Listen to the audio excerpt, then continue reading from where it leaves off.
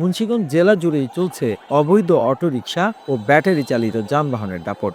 জেলা শহর, পৌরসভা ও উপজেলা থেকে প্রত্যন্ত অঞ্চল সব জায়গায় রয়েছে এসব যানবাহনের অবাধ চলাচল। যানবাহনগুলো মহাসড়ক থেকে শুরু করে বিভিন্ন সড়কের অলিগলি, এমনকি গ্রাম অঞ্চলের মেঠো পথ সব জায়গায় দাপিয়ে বেড়াচ্ছে এসব অটোরিকশা, মিশুক ও ইজি বাইকের মতো ব্যাটারি চালিত যানবাহন।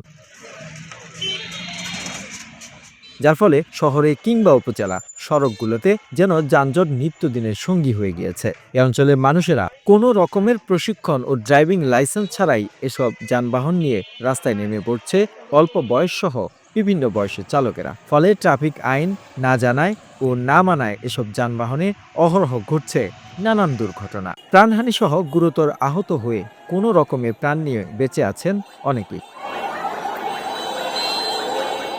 তবে এ সমস্ত যানবাহনের কোনো রকমের বৈধ কাগজপত্র ও ড্রাইভিং লাইসেন্স না থাকলেও অসংখ্য বেকার মানুষের জীবন ও জীবিকার একমাত্র অবলম্বন হয়েছে এসব অটোরিকশা সহ ব্যাটারি চালিত যানবাহন।